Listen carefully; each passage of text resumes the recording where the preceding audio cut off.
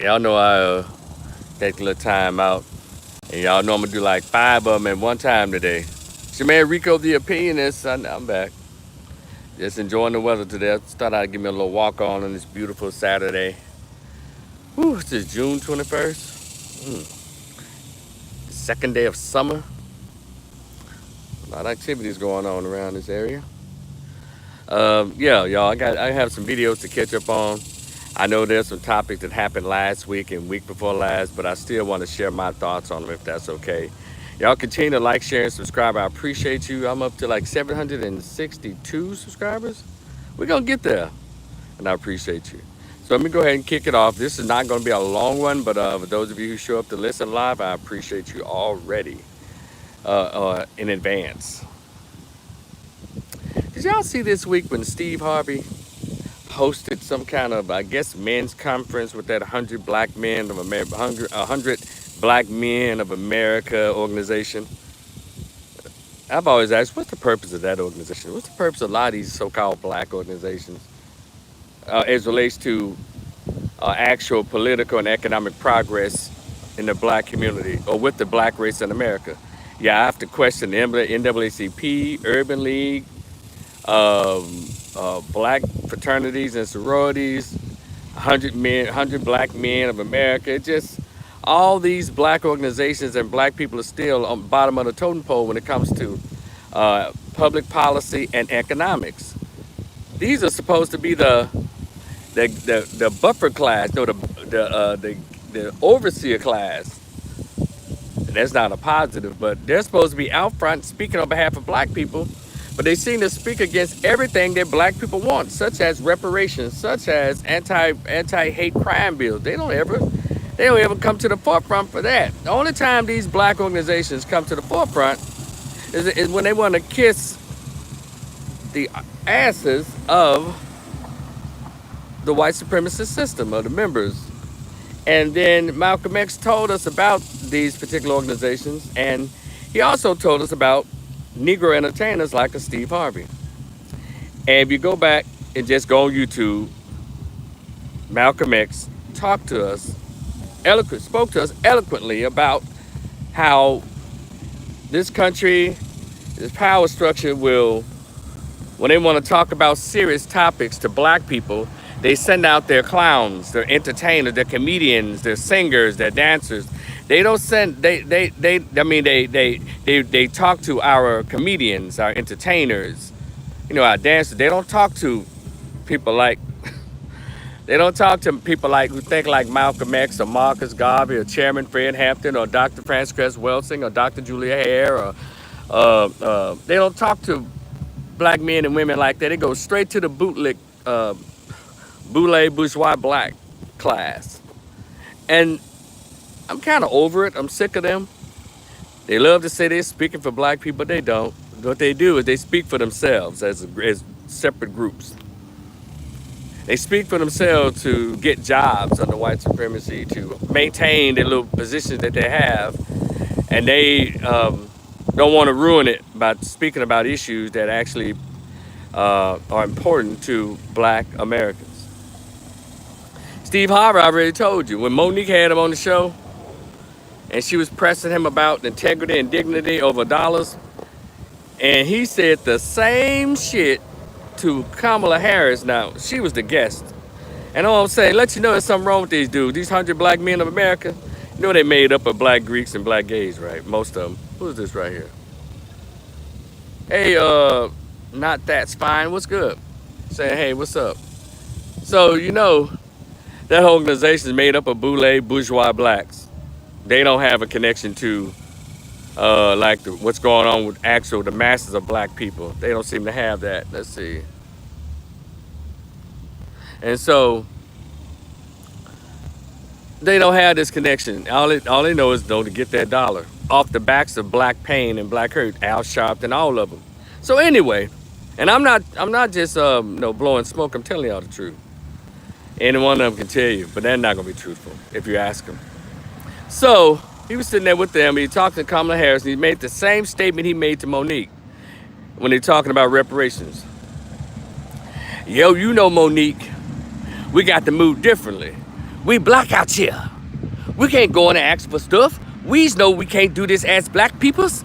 We can't go and ask for black stuff in this administration. He made that same speech with, and no, Kamala Harris sitting right there.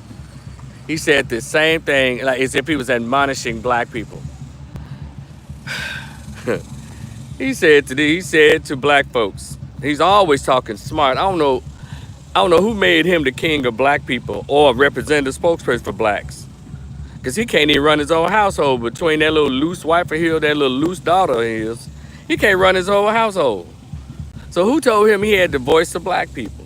But yet that the white power structure continues to trot his little sorry buck-tooth, bald-head, bootlicking Stephen from Django ass out to talk to us like we crazy. And so he said, no, y'all ask for no reparations. We ain't gonna get it. How y'all gonna ask for reparations and y'all don't vote? They know who votes. They check all of the data and the basis. They know if it's a man, a woman, a child. They know they keep up with votes. If you don't vote, how you gonna ask for something next time? Stop right there. That's what Steve Harvey said. Go get the video on YouTube. What you mean next time? Steve Harvey. Black folks been demanding, or a segment of us have been demanding stuff from the Democratic Party for 60 years. So every time when it comes to us, Steve Harvey, we have to wait till next time. Now is not your time. How come, Steve Harvey? No one votes to Democrats or votes more than black people. Steve Harvey. Black people vote at 94 to 96% every election for Democrats. And they get the least. Asians don't vote for Democrats and barely 2%. Homosexuals don't vote. White folks vote at their numbers because know that they outnumber us. They outnumber the population. But black people are the most loyal. And so, Steve Harvey, we can't get nothing just for black people. You have to move a little differently. And she just sitting there grinning. Steve Harvey. But there's a law called the Anti-Asian Hate Crime Bill, Steve Harvey. Did you know that? They got it specifically for Asians. Steve Harvey, there is money that's specifically sent to Jews in Israel and Jewish organizations here in America. They can be very specific about who they are. Steve Harvey, there is money that's paid in the millions and billions to illegal immigrants, specifically for illegal immigrants, Steve Harvey. Did you know that, Steve Harvey? Steve Harvey, there is money specifically and laws specifically for the LGBT. Laws and money set aside for grants to push them forward. Did you know that, Steve Harvey, before you said that stupid shit? We can't ask for nothing specifically for black people. And Steve Harvey, you echo what Kamala Harris said 4 years ago. I'm not gonna do anything specifically for black people. Said it with a head tilt. So you gonna get your buck-tooth beaver, sorry, unfun ass, and stand before black people and say that? Read that Democratic script? And no, so, Steve Harvey, you know you're listening to those of us who are talking about reparations. If we don't get in reparations, we're not gonna vote. It don't matter anyway if we don't vote, because even when we vote, we don't get shit. Still the most overly policed. Still no anti-Asian, anti-hate crime bill. Still no reparations. Still none of that. And we vote more than anybody. Steve Harvey. That shit was crazy. Still.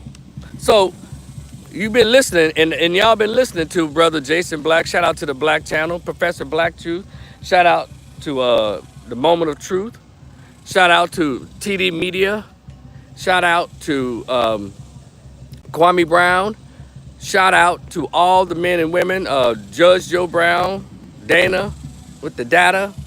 Shout out to the Black YouTube, the Black media, for talking about tangibles. Even Tariq Nasheed. Shout out. Because they hear us. And they're repeating what they pretend they don't hear from this YouTube. You know, those of us on YouTube, we don't have a voice. We're not reaching anybody. But obviously we're making our way through the masses. So, shout out to Tori and Rain. You know, the people who are talking about what black people want, what black people demand in this election and here always in all of the elections. So yeah, this is what we're saying, Steve Harvey. Those of us who are not boule or homosexual or black Greek affiliated, we're talking about tangibles. We need our anti-black hate crime law bill made into law. And we don't need any kind of LGBT attachments or amendments or addendums to that law. It should be strictly for black people. Don't add no kind of Jewish attachment to that. That's why a lot of stuff can't get past. They always try to add stuff to our stuff, but they don't add stuff to the other people's stuff. And Steve Harvey brought his retarded behind on that show, trying to admonish black people. Oh, I got a lot of black people, a lot of people calling my radio show. I'm not gonna ask her the hard questions. I mean, what he said, talking to me, saying, why aren't you asking her the tough questions? And he said out his own mouth, this ain't what this is about. I'm gonna shoot her some alley oops so she can get guaranteed dunks. We need to know what they're doing. We need to know what the Democrat Party is doing for black people. That's what he said. And we know damn well they haven't done a goddamn thing specifically for black people. Only thing they like to bring up is student loan debt. That's American. Then they want to bring us some shit talking about some fucking expanding Medicaid. That's American. That ain't got shit to do with black people. I mean, specifically. How come when they talk about other groups, Asians, homosexuals, Hispanics, immigrants, everybody else, they're very specific. They talk policy, they talk economics. When they get to black people, you hear that old fool Biden everywhere he goes. Racism is attacking people. And 30 years ago, a black man, a black woman, or 50 years weren't allowed to marry. You know, that shit, we know all that. Where's the money? Hold on one second, y'all. Where's the goddamn money?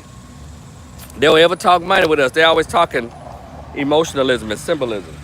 But y'all pay attention. When the Democratic Party, members of the Democratic Party, get in front of every other group, they always talk about specifically, what can we do to help you more? Y'all need some more money? They don't ever talk about random things like, the history of China and things went on there, but man, y'all have really made strides because of, your old dictators and all that. They don't talk like that. They get straight to the business of getting the money and what laws can we pass in the Congress and the Senate to protect you. And that's what we own. So I'm one of those persons. If y'all ain't talking about reparations right now before November 4th, I'm sitting on the couch. Because you got Trump, you got Biden, and you have the couch. I'm decided, my choice would be either Trump or the couch. I'll know on November 4th when I go into the booth. It certainly won't be not one Democrat anywhere. Anywhere. I stopped voting for Democrats in 2012. I was done. Because an epiphany hit me. When black people start looking at policy, and when black men get off their ass and start looking at the laws and looking at policy of the Democratic Party, the party that we vote for at 94 to 96%, black men and black women. None of the policies benefit heterosexual, masculine black men. Now, they benefit women and single mothers and black gays and single black women with children and all that, but maybe some drug addict blacks. But heterosexual black men who are doing what they're supposed to do, none of the policies, they don't, no protections or anything. So I understand why black women are holding on to that Democratic penis. But black men, heterosexual, masculine black men have said, no, we don't want your pussy. We're moving on. We may go independent. No, vote. I'm an independent. I'm saying we might vote an independent candidate. We might vote Trump. Or we could vote just stay at home and sit on the couch. We don't care. It doesn't matter. It doesn't fucking matter. Well, we need these judges. Now, we had Democratic judges and brothers are still going to jail. What the fuck y'all talking about? Black men are still paying child support for nothing. So it doesn't matter. And Steve Harvey would say, we black out here. But anyway, I just want to share my thoughts. Steve Harvey, shut the fuck up and just go in and ask them silly ass questions on Family Feud. Be a game show host. That's what you do. Shout out to Cat Williams. and just move on. You got your money. Then he gonna say, well, if they do give it out, I'm gonna go down there.